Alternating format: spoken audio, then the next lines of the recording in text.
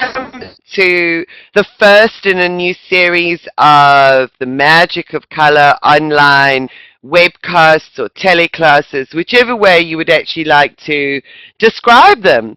I'm finding that the online way of sharing the color information has just been a really wonderful way for people where it's been difficult to travel.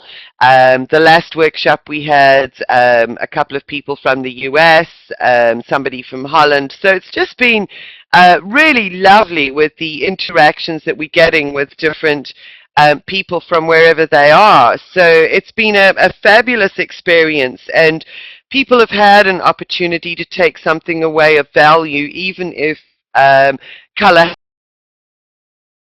has actually been a part of their therapy, their healing journey, or even coming into this as a total novice. So welcome to a new series, and each one is completely different with the individuals concerned. Love this image. This is an image from Nyako Nakar, who's one of my favorite sort of visionary type artists. You know what's interesting, Anne? You actually say there that you're a total novice with color. I have a lady, and I'm just finishing up that series, workshops next week on Monday. We're running number 6 in the teleclass series. And she came in as a total novice. And she, by week 5, she was already doing some color reading and having such fun and loving it. So that's really what it's about. So whether you're or whether you are, sort of just wanting to explore, wanting to put something else in your toolkit, whether you're just wanting to expand your awareness and your understanding of yourself, because the self-insights that come with this are really amazing, whether it's something that you want in terms of doing color readings for others, it just is. I have found it from my journey just a wonderful way of expanding, understanding, and learning to speak, if you like, the language of light. I actually call it the language of light, because it is. And how we actually work with this. Oh, isn't that lovely? You work with the Antinate oils, you blow colored oils at people who need help. Would you know what? And I'm just repeating that so that when Dee comes in with the recording, that she can also pick up some of the interaction and conversation that's actually going on here. Because that aspect of blowing is very much a shamanic type of practice, which is absolutely wonderful. And when it's done with a very positive and powerful intention, it can have an incredible, powerful effect on their auric fields and their energy systems. So that's fantastic. As a shamanic practitioner, I think you'll find the knowledge and the understanding through this process will really help you to streamline and to fine-tune the level of support that you are providing for them. So it's a wonderful way of actually being able to work with the products that you already have. So I think that's fantastic. You'll find that the insights will actually come over the 6 weeks.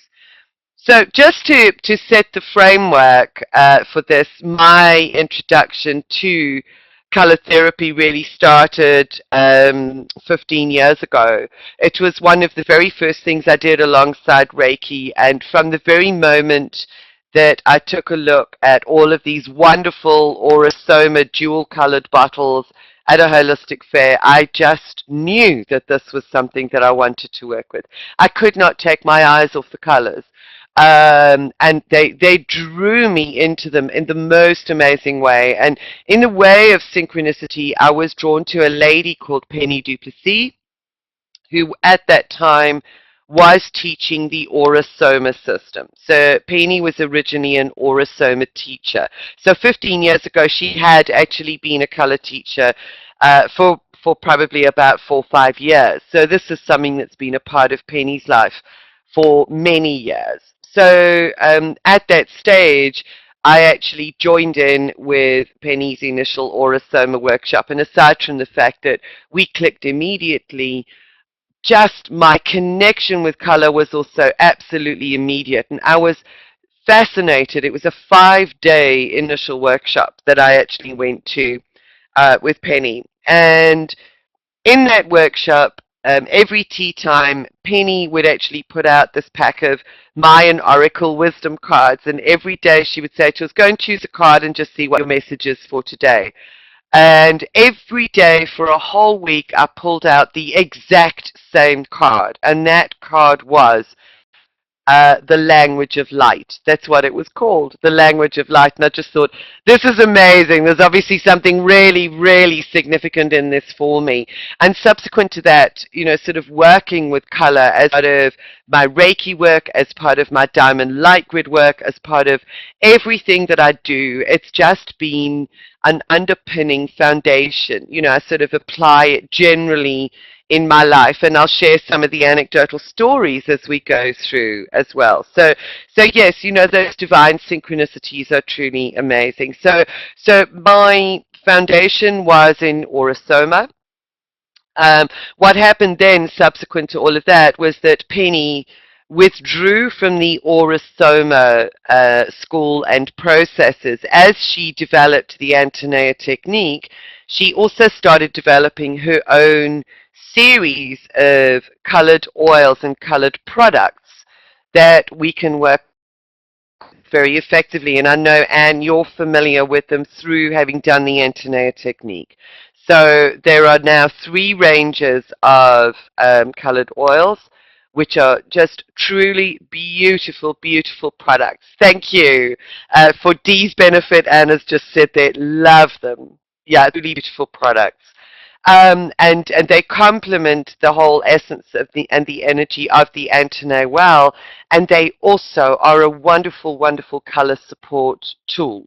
And then it's much easier to go through the initial learning process because we work with a series of 13 colors. And when we understand the essence and the energy of those 13 colors, we can sort of mix and play and do all kinds of things with them and expand that knowledge into sort of melding with different systems and processes and so on and so forth. So that's really where we've evolved to, is that Penny started doing that, withdrew from the Aura-Soma school, and I sort of moved along with her as I became an Antonia teacher. I also became one of her color teachers as well. So I work with Penny's products.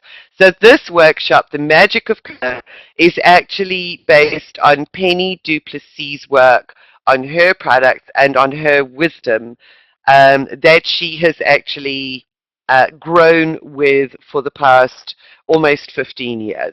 Sorry, almost 20 years. And for me, it's been 14 years. So I really, really love sharing that knowledge and that wisdom with you and some of the insights. So just for the benefit of those who are new to it, this is the series of Penny's basic color range. These are called the Oils of Transformation. And these are the products that we refer to and work with when we actually start focusing and working with each of the colors individually. So it will be with Penny's products. The way that the online work is done is that we can't physically work with the products, but we work with the images of each bottle or each color in turn. And that really we start doing from week 2. These are Penny's Oils of Transformation.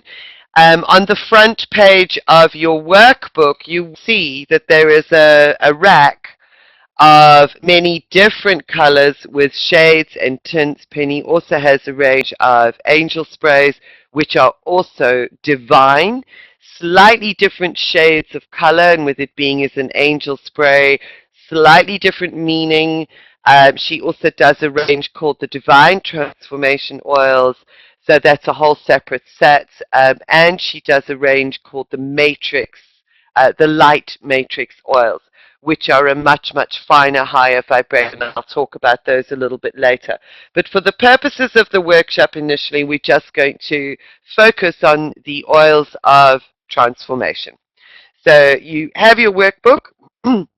Now, one of the beauties of working with color, even if you think you are a novice, is the most amazing insight that we get in discovering that our understanding of color is something that is innate within us, that there is a level of innate wisdom which we carry through right in our cells, in our genes, which has been carried down through the eons.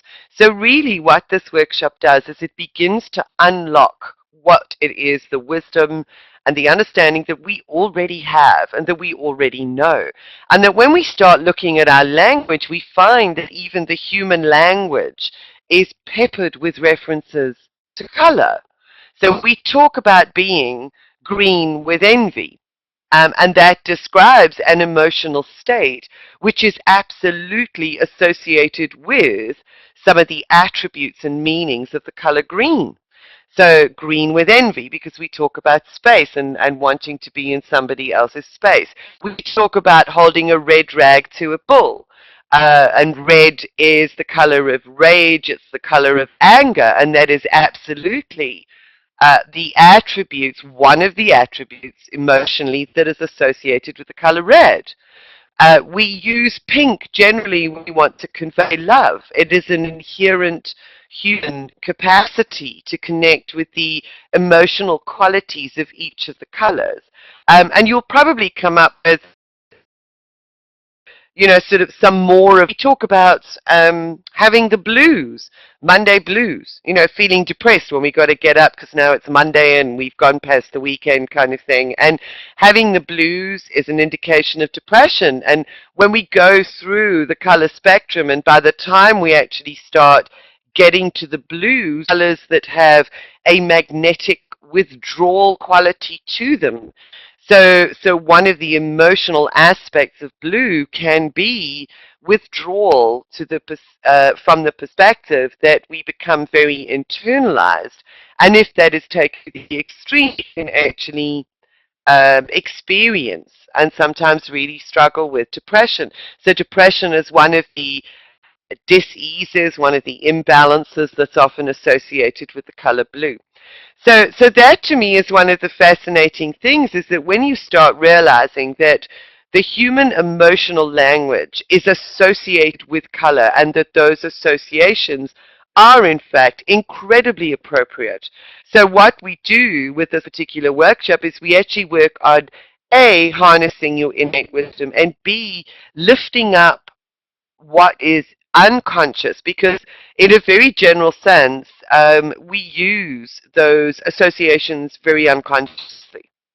So we work to bring that understanding to light, to make it conscious.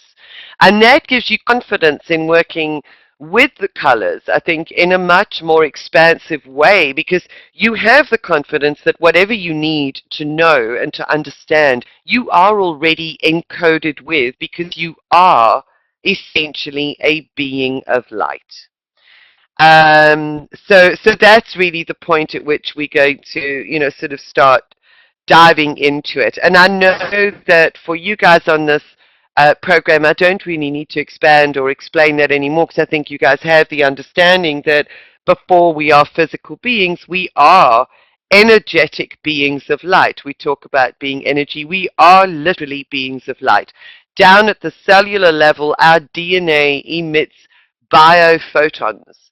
And those biophotons can have different frequencies and can have, sort of different attributes depending on what it is and what emotional state we are in at the time.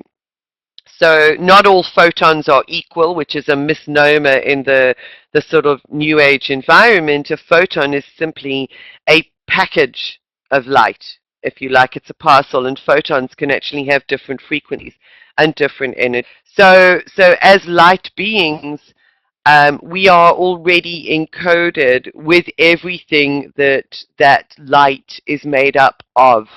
So what we are addressing here are mainly the aspects of the visible light spectrum, which I'll go into a little bit later.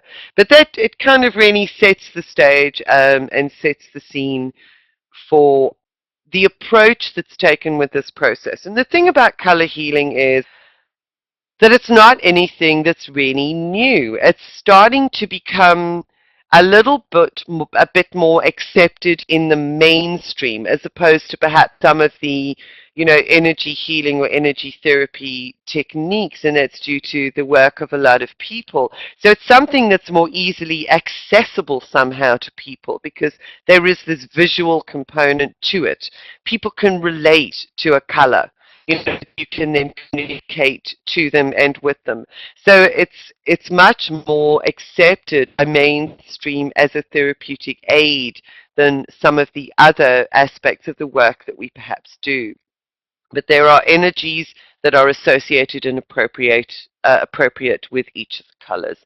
You know, there is evidence that back in the ancient temples of both Egypt, of Alexandria, and of Greece, that light and color was indeed one of the main therapies or therapeutic techniques that was actually used to assist and aid in rebalancing individuals, in enabling them to rebalance and to restore health.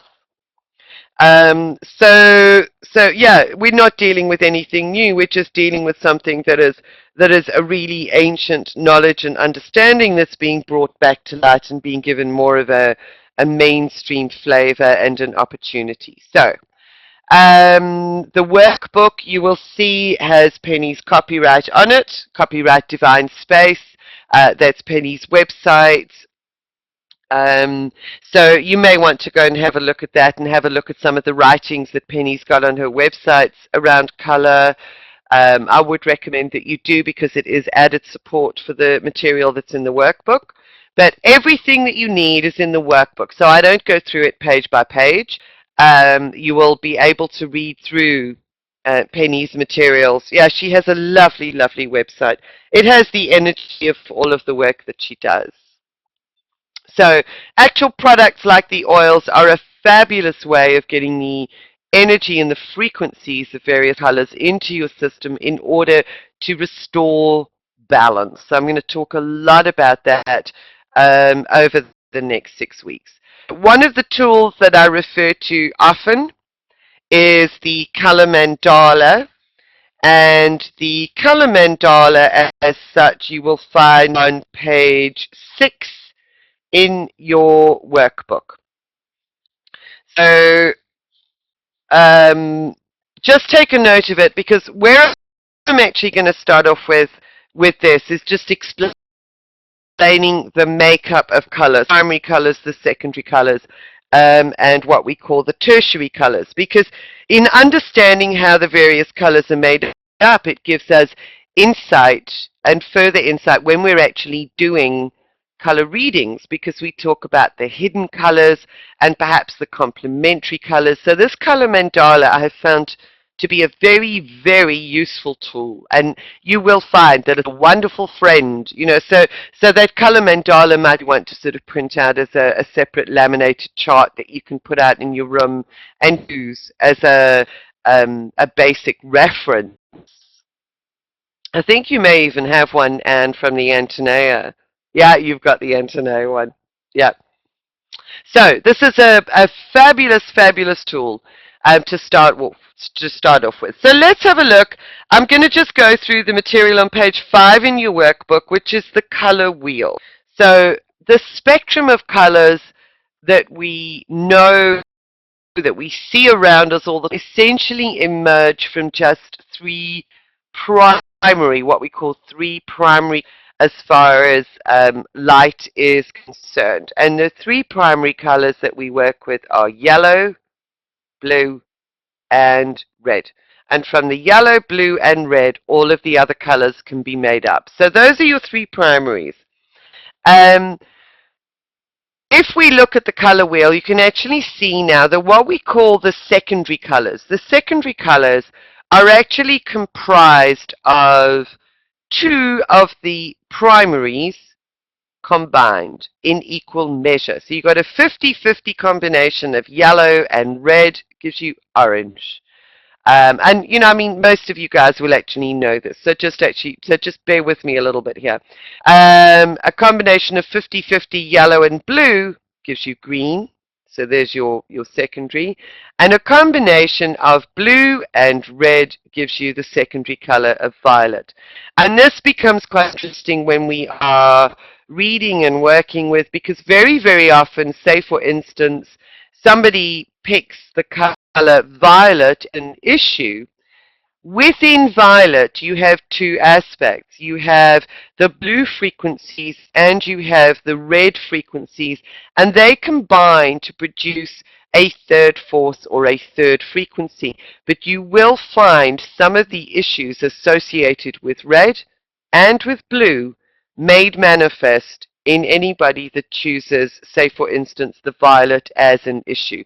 So that's why I talk about the hidden colors sometimes in people's choices. So it gives you a little bit more ammo and information when you are communicating with them. And one of the examples of what I'm talking about is, let's say for instance, you know, they choose violet as an issue. Violet, from a chakra perspective, we'll go through this in a moment, relates to the crown. So it links with issues of the head, with issues of connection with divinity and with many other things. But one of the physical problems that individuals generally suffer with if this is out of balance is fatigue. And fatigue is a lack of physical energy. So it's an imbalance within the red aspect of the spectrum. So I just give you that as an example and as something to remember as we go through the journey and the process. So those are your primaries and your secondaries. Now, what happens as you go sort of further into the color spectrum, this inner layer of petals on the color wheel here, we start looking at what we call the tertiary colors. And one way of understanding the makeup and the combination of frequencies within those is that the tertiary colors are actually comprised of one part primary, and of the primary that's closest, sorry, two parts of the primary that is actually closest to that on the color wheel, and one part of the primary that's furthest away. So this, for instance, this tertiary color is gold. And within the gold, we find that there are two parts of yellow and one part of red that make up gold. Because gold, in essence, is a combination of orange and yellow. And in orange, you already have one part red and one part yellow. So if you combine them, you've got two parts yellow and one part red. So there's your tertiary color of gold. So there's a lot of the aspects of the gold that you will pick up from its yellow component, the contributor of yellow. This color, on the other hand, is an olive green. Now that's also right next to yellow. So the olive green, or a limey green, if you like, is a combination of yellow and green. But green already has one part yellow and one part blue. So in an olive green, you've got two parts yellow and one part blue. So what you find is you find a lot of the yellow issues combined with the blue that you will actually find in this green, in this shade of green. The same with turquoise, but turquoise leans more to the blue side of the spectrum. So here you've got combination of green and blue, so you've got two parts blue and one part yellow, because that primary is furthest away. So this is how we make up the colors, and so it goes on. You know, by the time you get here to your quaternary colors, you find that there's like three parts of the primary that is directly associated with it. So this would be kind of like a pale lemony yellow, and you would have only one part. So it's 3 to 4. So it would be three parts of yellow and one part red. So you're diluting the furthest primary even further by the time you get to the inner circle of colors. So this one, for instance, this is like a beautiful, almost magenta pink kind of color, would be 3 parts red and 1 part blue, with more light added to it because it's actually paler at the center of the color wheel. Does that make sense so far in terms of the makeup of the colors? Because you'll start seeing the blending of all of these as we go through. Now, the other thing that's really worth pointing out for you in terms of understanding, because working with Penny, yeah, yes, that's okay. You can be reminded, and the good thing about recording the sessions is that you do get access to the recorded class as well, so you can actually go back and you can listen to the recording again. You know, and sort of get it all clear. So it's not just a one-off. The one other thing that is worth noting and worth remembering about these colors is that the paler colors, the paler you go, the more light has actually been added to that color. So you can see the difference between a really strong red and a paler sort of reddish pink here. When you add light to red, you get pink. So adding light, adding light, adding light is bringing the issue to light. So what it can represent for an individual who may be drawn to one of those paler, more pastely lighter colors is that it's an issue which is right there at the surface for them at the moment. So it could be something as well that has been intensified because of the light that has been shone on the issue. So always remember that, because we tend to think of pastel colors as being very soft and very gentle, and in many cases they actually are. Because there's a lot of light, it does actually represent you know, sort of a way of getting to the issue without it going like straight in the front door, if you like. It's almost like going in the back door. But it does represent an intensification of a particular issue. So you could think about, for instance, one of the examples that I used, and I thought this was interesting because this only came to me when I was actually running one of the classes, is the older generation from a couple of years ago. If you look at women of a certain age, let's say by the time they get to their 70s, generally, 70s and 80s, they tend to go for colors that tend to be more in the pastel range. And what are the colors that they tend to go for? We call certain women the blue rinse brigade because they put pale blue, silverish colors in their hair, and then they tend to wear pale blues and pale silver. Now, those women, for instance, came from a generation that their whole lives were lived very subserviently. Women were not taught 70 years ago, or sort of 75, 80 years ago. They were not taught to be independent, forthright, stand on their own 2 feet, independent, strong female roles. That age generally had a very defined role in life, and that role was as the mom, as the caretaker, as the caregiver in the family or in the home environment. Often she didn't stray outside of that. She worked if she had to, but it was still, the home was her primary role. Now those are very strong pink issues. And those women are still wearing those colors because they have not ever had the time or the space or the permission to be able to provide themselves with nurturing.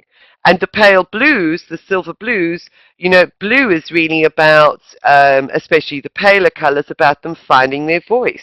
And very, very often these individuals did not have a voice. They were not taught to speak up for themselves. So these are issues that they have carried for their whole life. So it's become intensified and intensified because they never had the tools or the permission to be able to work through, release it and clear it, and really discover who they are or were all about. The women who did that tended to be the exception rather than the rule.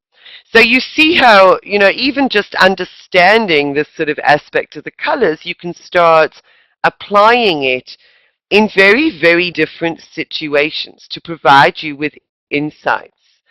Yes, it is truly fascinating. When I realized that, I went, my goodness, the depth of understanding and the depth of the way in which we are drawn to colors that support what is needed. The thing about those individuals, the women I've just spoken about, is that they were trying to bring all that into their conscious awareness, but it was still very much an unconscious need or a desire that was being expressed through their attraction to certain colors.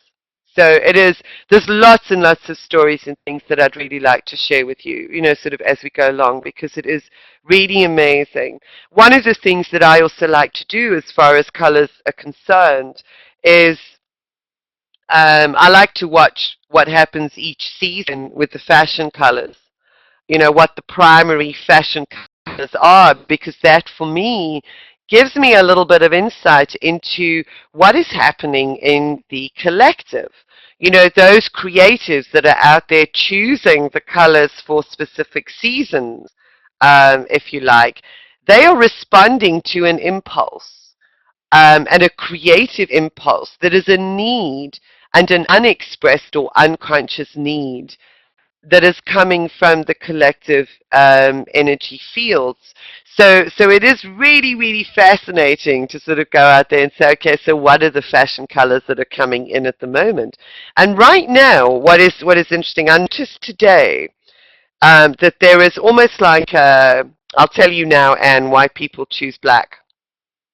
Um, the colors I've seen out there in the shops, it's almost like a neon limey green, quite a bright green. It's almost like a cross between these two colors, but quite neon, and then neon pink that I've actually seen out there. And they're very, very vibrant. Now, I thought it quite interesting that they've gone for more the green and the pink at the moment, because both of those colors are symbolic and indicative of a really, really deep need to re-engage with the heart, but they appear to be doing it in a fun way. So it's in a very vibrant, uplifting, sort of in your face way with those colors. So even while the system that we live within is trying to impose more and more mentally dreamt up rules and regulations, what the people are wanting and what is running through the energy grids of the collective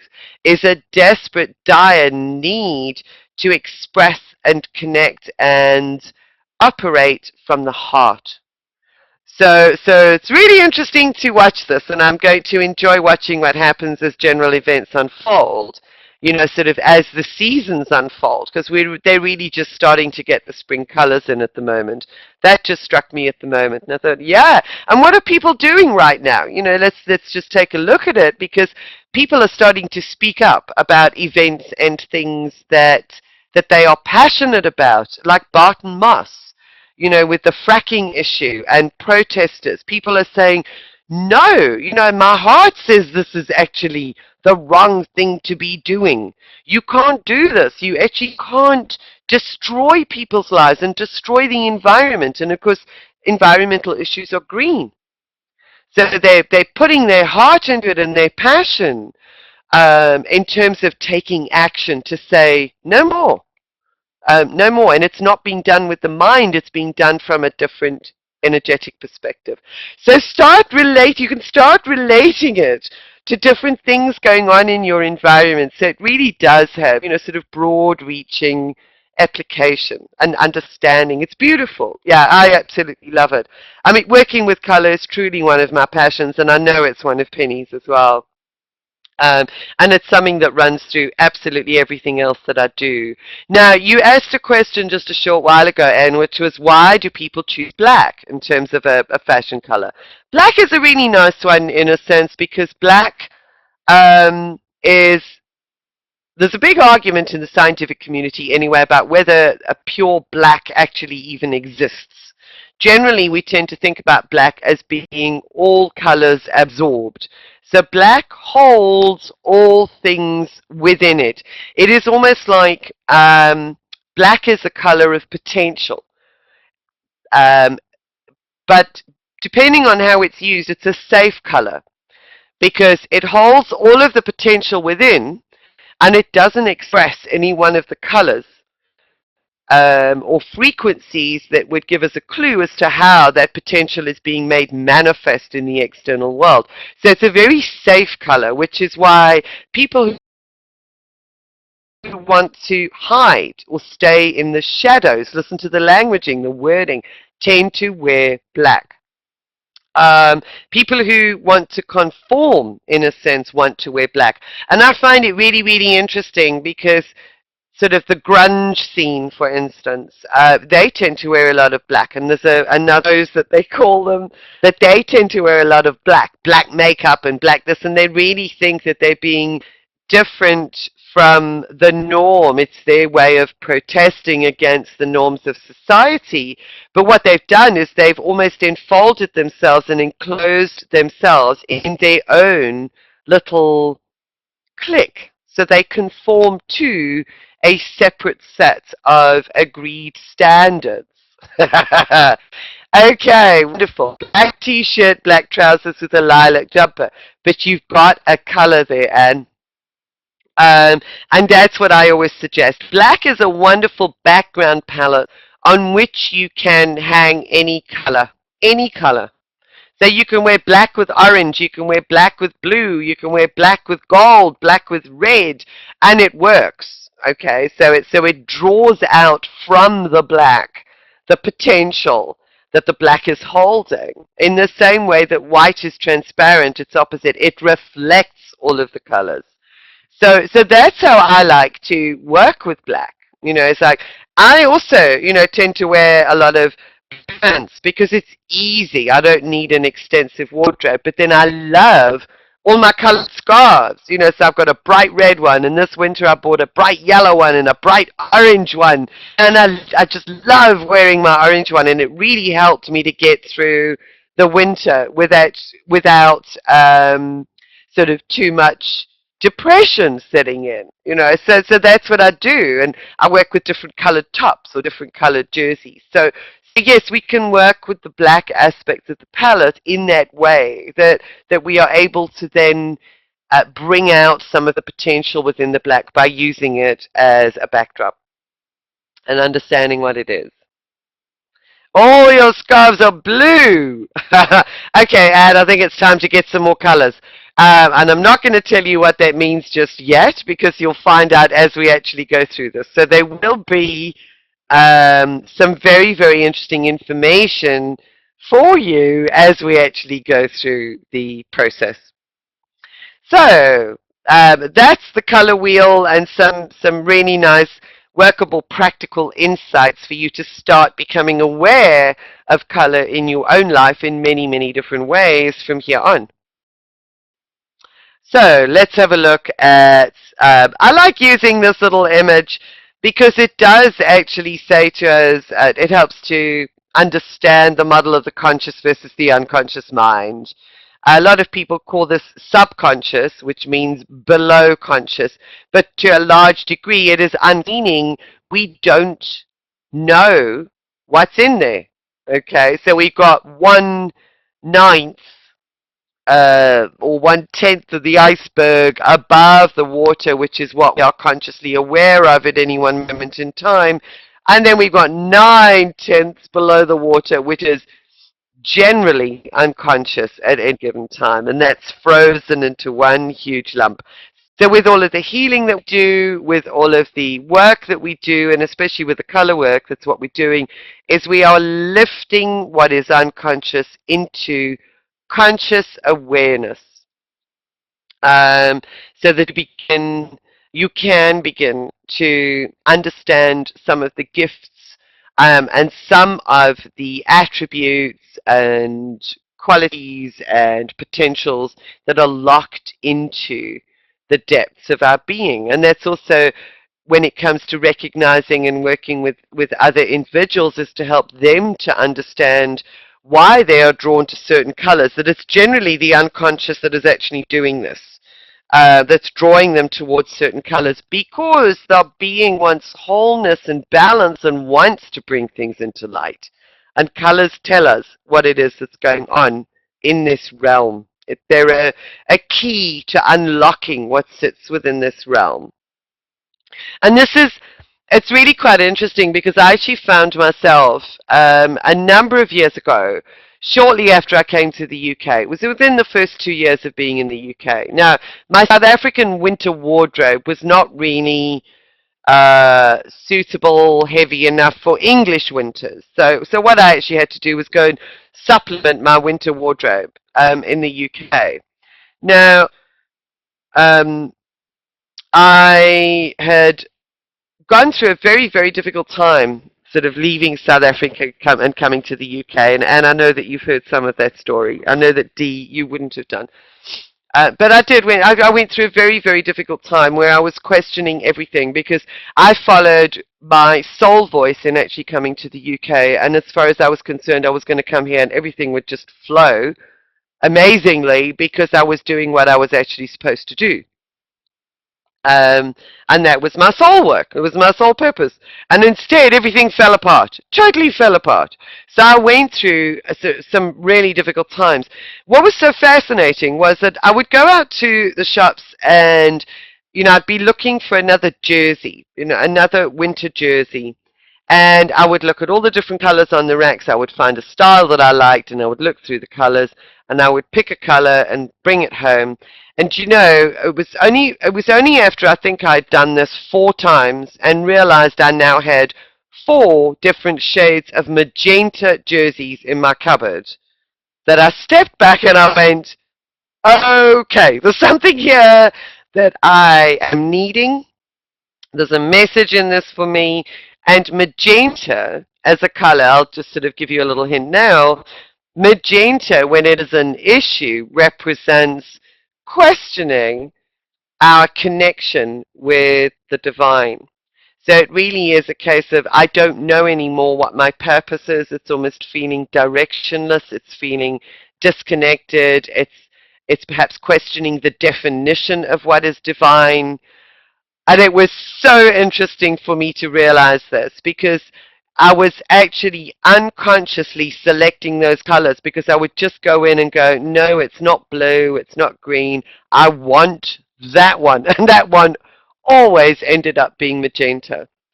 And that happened over a period of time as well, that I continued being drawn to magenta. There's more information in that, but that just gives you a little bit of insight of how powerful it is. Very interesting. You don't wear them.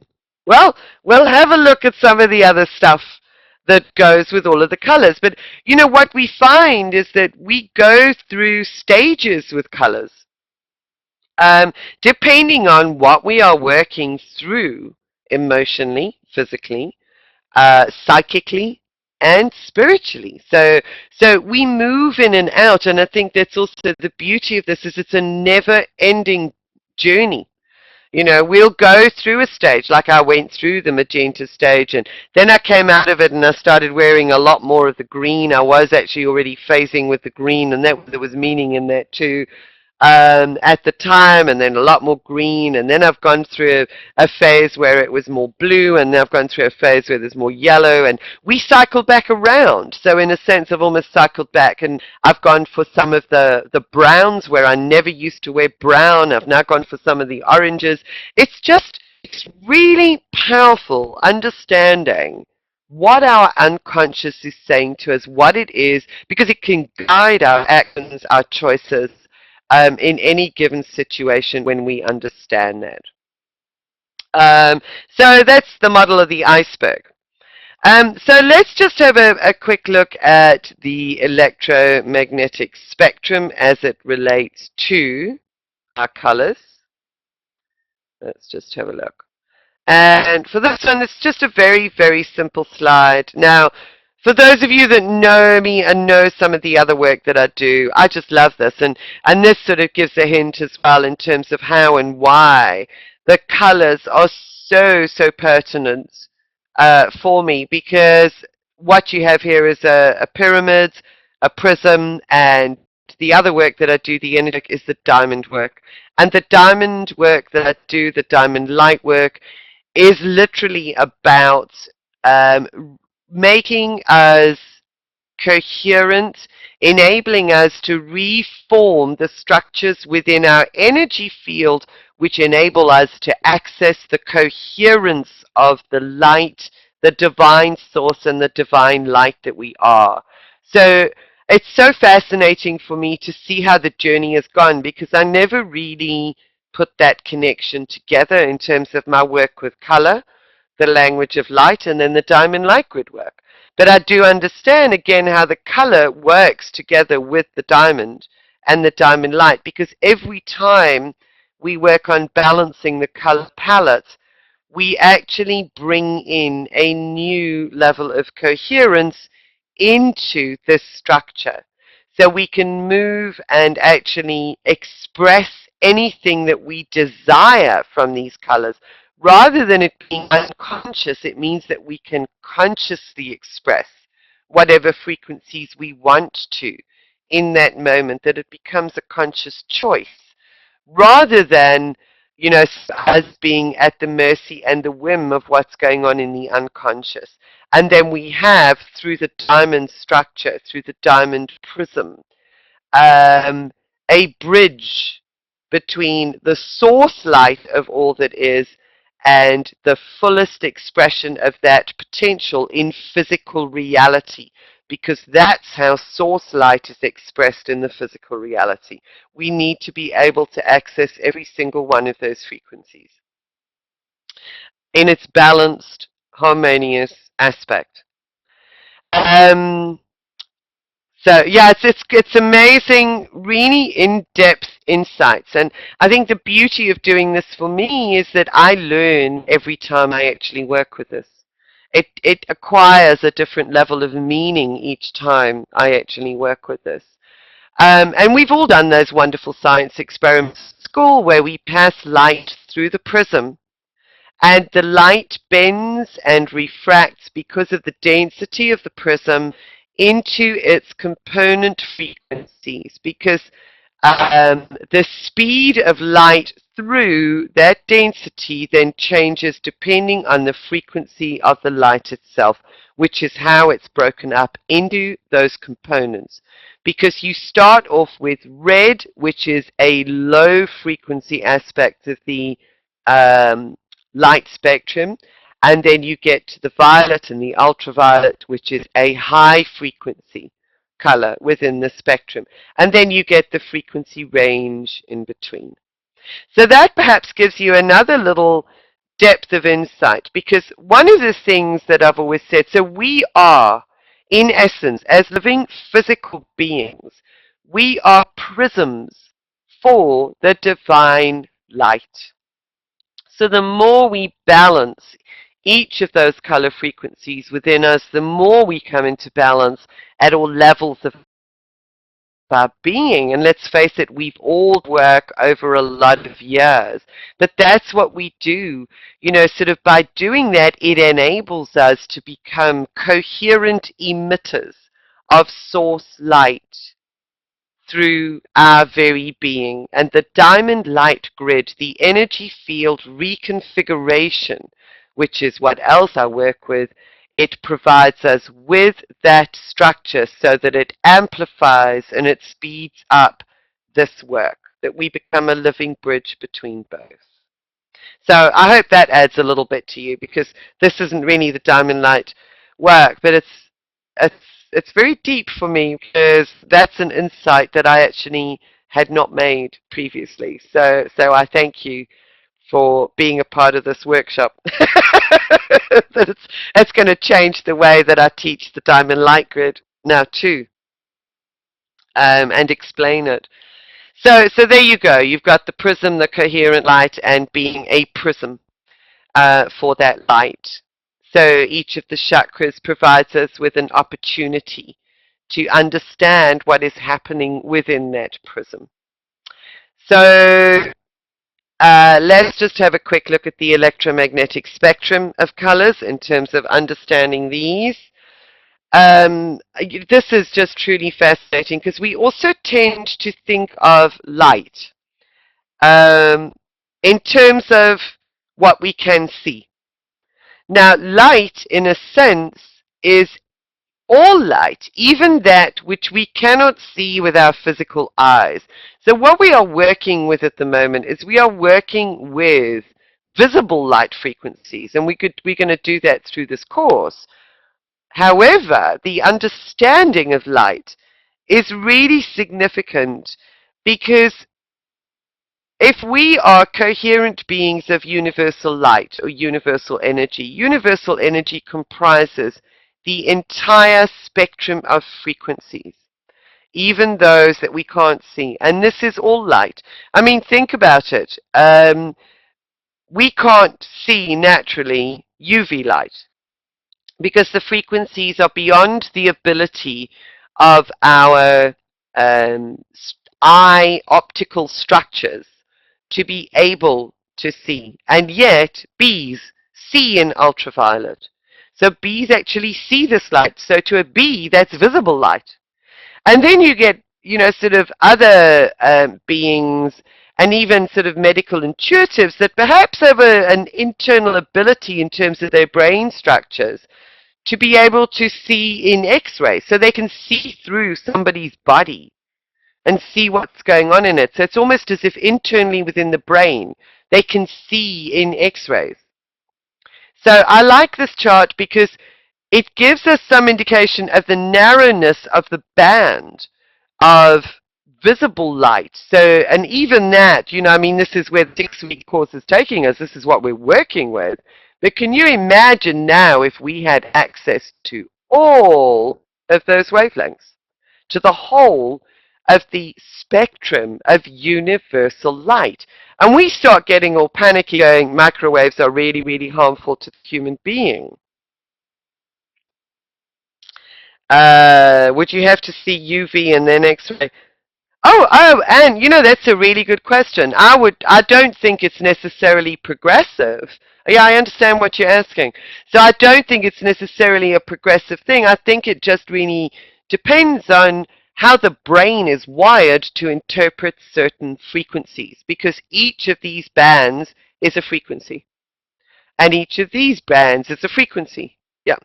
And, if you take people who have synesthesia, for instance, synesthesia is the ability of certain individuals or individuals who have a specific wiring in their brain that, for instance, they might see a color, but they will hear a sound. So the wiring is such that it translates that frequency into another sense capacity. Well, they have the capacity to be able to perceive it with more than one sense. So that's the same way that people do become electrosensitive, and many are electrosensitive. You can't visibly see these frequencies, but you can feel them. And I do think it's a really, really interesting process and a journey that we are on. This is a continuation on the red side of the spectrum. So these are very, very long waves, and they tend to get longer and slower, if you like, very long radio waves. So you can get some radio waves that are exceptionally long. Ultrasonic mouse. What was it? Oh, the Meisterturns. Yes, yeah, that's exactly it. So some of us are very, very sensitive to some of the other frequencies in the spectrum. And some individuals can see internally because their brain enables them to be able to see those frequencies. Some feel them, some see them. So this appears to be one of the attributes of the developing human, is this if you like, this ability to be able to engage different senses in experiencing frequencies. And I think why this is important to understand is that when we look at just color therapy and working with this portion of the spectrum, sometimes people say, well, how does looking at a color, or how can working with a colored oil change the way that I feel? And all that is happening is that that visual frequency is actually being translated by the body through the other senses into a frequency that the body can make sense of and use to support its rebalancing. So some frequencies, for instance, like this, that we are not yet aligned with, microwaves, will upset our balance, our body balance. Whereas other frequencies in certain aspects like UV can be very, very healing, and yet it can be exceptionally damaging too, depending on how it's used and what is going on with the individual. So all of this, working with color, is just one tiny, tiny part of us being able to access and work constructively with a broad range of frequencies, universal frequencies. It has actually been said, while there's a lot that is said about, for instance, the X-rays, gamma rays are such high frequency that come from space, and they are the type of rays that cause genetic mutations. Might can cause cancers and damage to cells. They can also cause infrared. Infrared can be healing. It depends on where it is in the spectrum as to whether or not it is damaging as well. Radio waves tend to go right through us, if you like. I mean, FM, AM radio waves, which you find here, they don't tend to affect us physically. Some of the other waves do. But I go back to this particular image. And what we are seeing split, if we really think in terms of universal coherent light, and we look at this prism, something that I've been sitting with for quite a long time is that we're only seeing the visible colors as they are split out here. If we had to take the full universal light, we would actually see it split into the entire band of frequencies on the other side of this prism. So there must be a way of, through our reconfiguration within our diamond, because our diamond actually represents our ability to hold and anchor the physicalness of our soul essence within the physical body, and the properties of pyramids, but that's a whole other workshop that's totally different. But there must be some attributes of this physically aligned with our body that enable us to utilize a greater range of frequencies more constructively, rather than those frequencies being destructive to our physical being.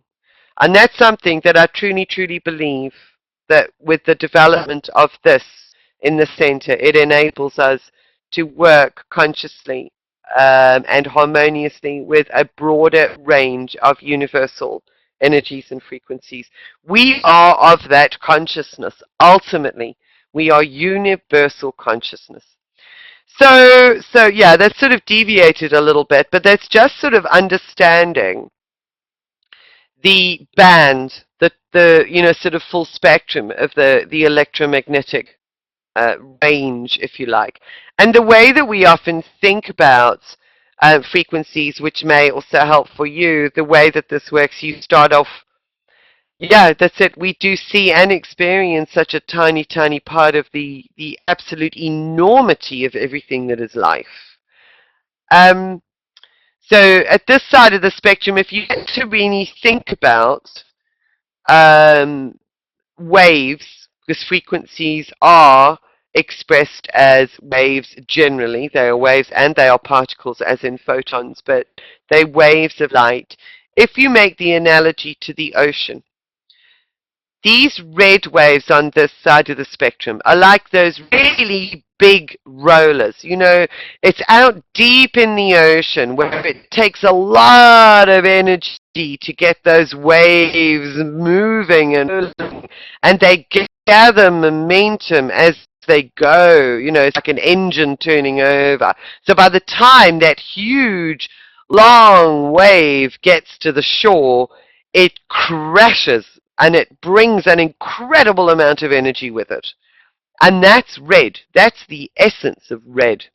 And then we move up the frequency range where the frequencies get finer and faster until we get to this end of the spectrum where these violet waves at this end of the spectrum are like the tiny little waves that lap at the shore. You know, on a beautiful, calm day, you've just got these little ones that happen very frequently, very fast, but they're small. But it's small and persistent and ongoing. So rather than it being one huge big crash, you know, and a huge energetic momentum, you know, to sort of get moving, and it can do a lot of damage too, as we know, tidal waves and so on. You've got this, it's almost like a persistent chipping away at something. Just keeps on going, and it doesn't stop. Okay, it's like pinpricks rather than a slap. So, so there's the analogy with the waves from one end of the spectrum, the color spectrum, to the other. So just a hint of the type of energy that you connect with each of the colors. Okay, so let's have a look. It's just amazing, you know, where the time actually goes when doing this work. There's no way that so quickly. There's no way that I'm actually going to get through the chakra chart this evening. So what I am going to suggest that you do, this can be part of your homework. The chakras and the colors are between page 7 and 12 in your workbook.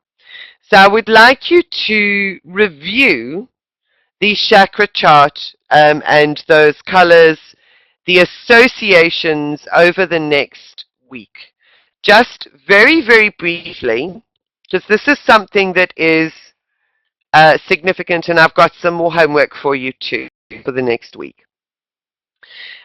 We look at this. You know, I was talking about, as a physical human being, we are a prism.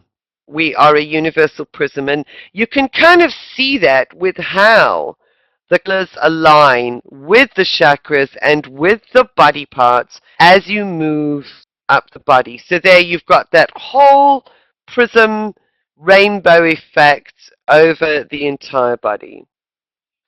And you can see that red takes up by far the largest body area. The rest is actually in the different colors. It's probably comparable. Red is probably comparable to green, which is the heart, because that encompasses the arms. But, you know, it's not a mistake either, because if we think about what we were just saying with the momentum, the energy, the wave that's needed to be accessed through the red in order for us to generate movement, we need a lot of energy and it to be strongly balanced and anchored and fed in the lower part of the body. The legs and their muscles do an incredible amount of work. So there you have us as the human prism. So I want you to just bear that in mind as you are reviewing that material. The other thing that is very interesting, because there are a lot of individuals out there who do chakra balancing work, because we know that each of the colors relates with a particular chakra area and as such various physical organs within the body. So this is a very handy chart to have available. I see that Anne's typing here. I'm going to hold on for a moment until there seems to be quite a bit of typing, Anne, so I am open to, I don't know if it's a question. But I'd like to just address that before I go into the next little bit I wanted to share with you, awareness-wise about the chakras. Are we needing more red at the moment? A lot of people are, yes. Okay, and you do chakra balancing. Okay, yeah, that's great. I think you're going to enjoy this information because it really just adds a little extra dimension in terms of understanding. I would say that we are needing a lot of red at the moment. In fact, very, very interestingly, I did an event, one of the global meditation events yesterday that I usually put notification out about in my newsletters. And I only ever do those when I'm drawn to work with something on a particular day. Or, you know, sort of if when the energies are talking to me, I always wait for it to drop in. You know, and it's kind of like, okay, this is what you need to do, or you need to do something on this day. And fascinatingly, and the confirmation came in from a lot of different areas, from a blanket global energetic perspective. What we are working with right now is we are repairing and we are rebalancing the root chakra. And that's probably why you're finding a lot of people not grounded. I was drawn to work with the root chakra, specifically with diamond work yesterday. And I had 2 or 3 newsletters from other people who, in different ways, and these are people that I respect in terms of also the work that they do. The one woman was talking about the solar sacrum. So she's talking about the sacrum being here at the base of the spine, and that she had it, you know, a glowing golden ball of light in the sacrum, and spoke about the healing of all of the global imbalances that we have carried culturally for eons through the root chakra. So there's enormous, enormous rebalancing going on within this area at the moment from a collective perspective. If you'd like to have a look, it's worth having a look at the newsletter because it made a lot of sense to me.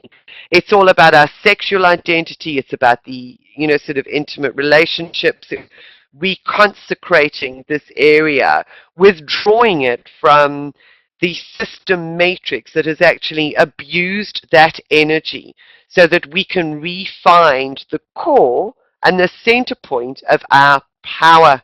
Now we're talking about red and power and how powerful that is. So it is about grounding. It is also about a re-identification and a purification of the power balance in the world.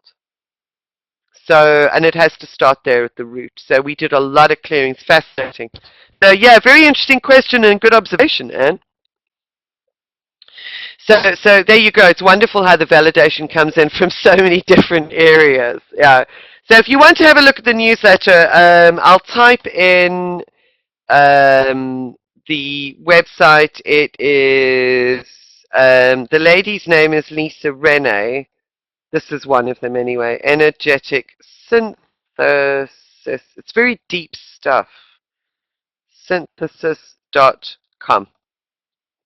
Okay, so you can actually have a look at that because I think you'll find that the types of issues you are finding once you are able to expand the understanding of the root chakra even just beyond the grounding aspect, you would find a lot of those hidden issues in the people that you are actually coming across.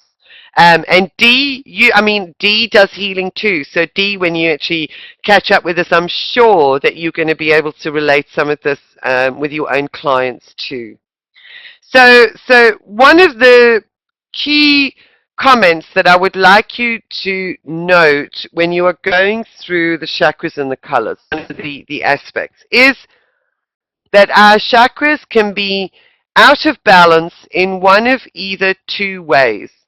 They can be overactive or they can be underactive. Now, let's take red again as an example. If the lower chakra, if this root chakra is overactive, there is too much red that that person is broadcasting. Too much red will manifest in certain types of attributes, behaviors, emotional, what's the word? Sort of identifiable emotional conditions or attributes. So if red is overactive, you probably find someone who is explodes very easily, okay, carries a lot of anger and rage and expresses that. Somebody who is constantly running around, on the go, on the go, on the go. They're going to run themselves ragged. Somebody who is totally driven, for instance. And if that is the case, and you find that their chakra is out of balance, they do not need red in terms of then balancing that chakra. If the chakra is overactive, they need the complementary color in order to balance it. So let's go back to the color wheel quickly. So if they are overactive at that chakra, you would balance it with its complement, which is on the opposite side. In each case here with the color wheel, we have complementary colors opposite each other. And here's just another little factor that I just want to chuck in for you, is that these colors here are known as your masculine type energies, your masculine colors. They are also known as electric because they have a force to them. They are more powerful and more externally orientated. So electric, external, masculine. And then this side of the spectrum tends to be, these three, tend to be internal. We refer to them as magnetic, drawing within. Magnetic, internal, feminine, soft, gentle. And each magnetic color is complemented by an electric color and vice versa, which is where we get the electromagnetic aspect balance of the waves. So we use one to balance the other. Okay, so in this case, as I was saying, if the red chakra is overactive, you would balance it with green to calm it down, and to bring in some of the attributes of green which would support the individual in maintaining a balanced root chakra. Go back here. If the root chakra is underactive, it means that it's blocked. So the person is likely to feel stuck. The chakra would be slower, that there's not enough of the red expression in their lives. An inability, for instance, to ground their energy. So this is blocked. There's no free flow of energy down to this part of the body, because this chakra is actually not functioning or flowing properly. So what you would need in order to restore balance then, if it's underactive, you would need the color itself. You would need red. And the same goes for all of the others. If the sacral is overactive, too much orange, way too much, hugely emotional, out there, that's where you'd get like your typical drama queen.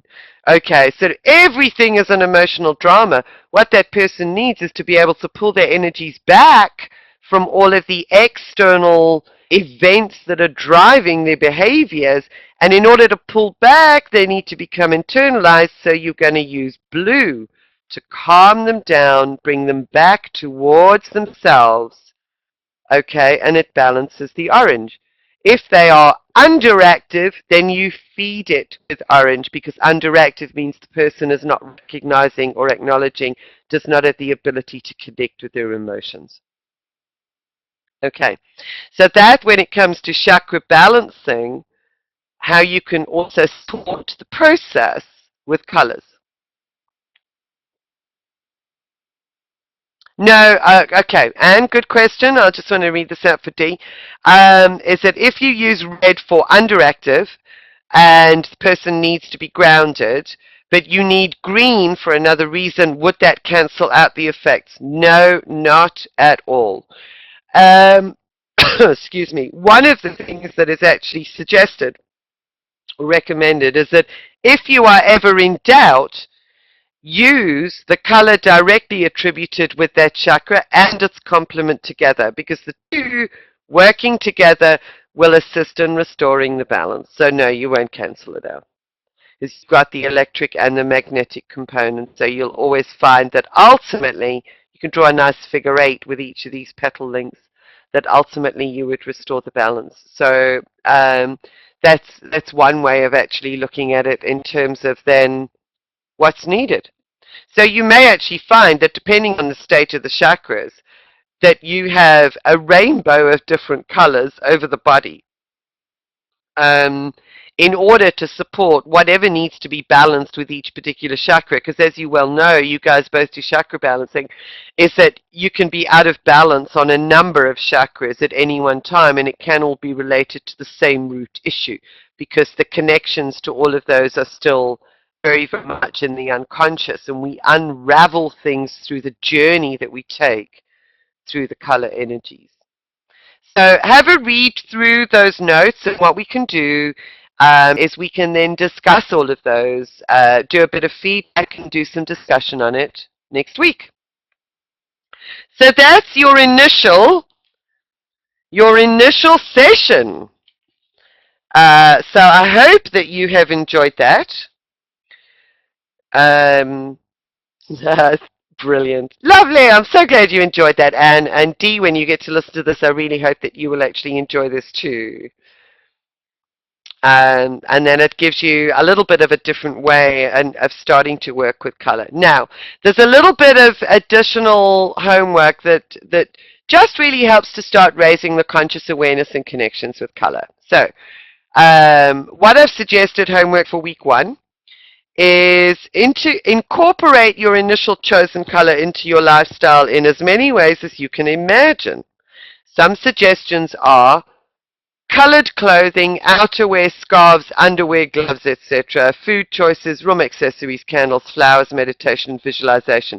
Before we finish, I'm going to take you through a very basic exercise where you will actually take and you will connect with a color to work with for the week. Now, I will give you an email with this too. So I'm just going to run through it quickly. Keep a journal for the week and note how you feel each time you're exposed to this color. Be aware of thought patterns, emotional states, behavior, sleep patterns, and all of that. And notice if, over the course of the week, you become more aware of different colors that you were perhaps not initially drawn to. If this happens, note what kind of impact the color may be having on you at various levels. And the other, no, let's just work with that for the time being, because there's some fun exercises coming up with some of the subsequent weeks. So I think that's going to be quite a bit to work with just for the first week. So before we close, what I'm going to ask you to do is to just sit in front of the screen and make sure that you're comfortable, Anne, and take a really, really beautiful deep breath in.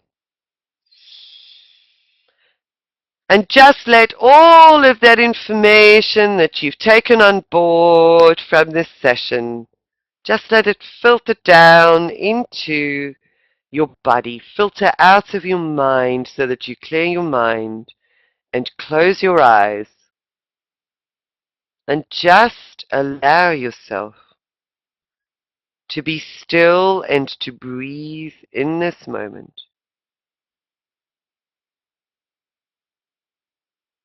And focus on your breathing as you let all of that conscious information slowly drip down and integrate within your body, becoming a part of your expanded wisdom and knowledge, your inherent knowledge of light and your natural state of beingness in your relationship with color.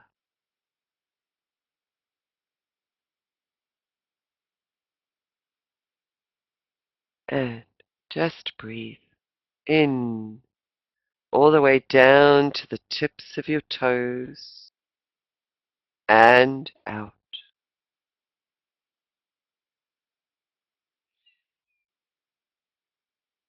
Ah, let it all go. Let your shoulders relax and just ask now for your higher self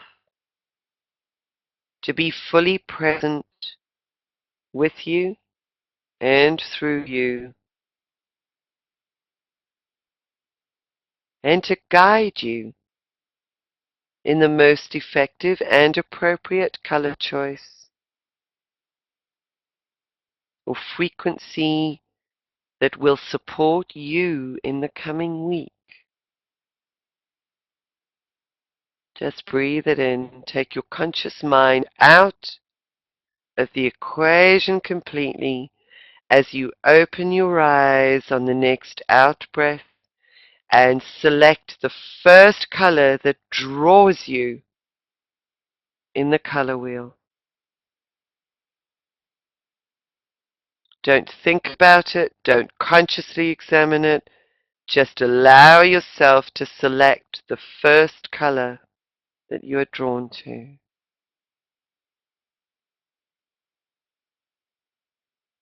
Aha! That's now. Okay, now isn't that interesting, Anne? So you've got red.